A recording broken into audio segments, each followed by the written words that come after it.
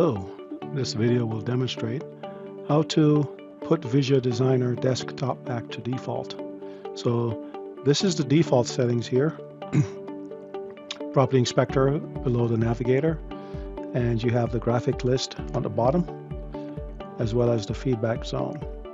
Now let's say, for example, that you wanted to take this feedback zone, or let's say the Property Inspector on docket, and put it here,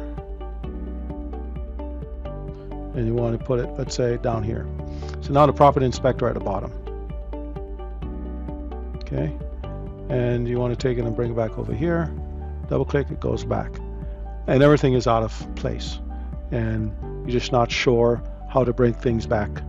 So you can do it via the registry if you're not able to, make it go back to default with your windows and so on. So this goes right back. So here's how you do it. Just go to the registry.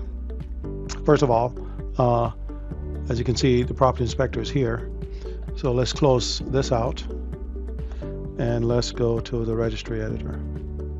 So on the registry editor, you want to go to H key current user, software, Schneider Electric, Vijeo Designer 62B as in Bravo, expand it, and you'll see, well, let's close this out because I had it open. I made a change, so it needs a refresh.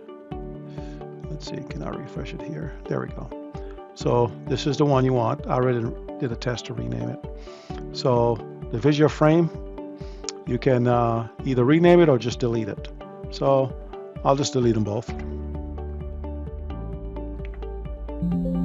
You can delete it or rename it, either one. And so let's open back up the Vijeo Designer.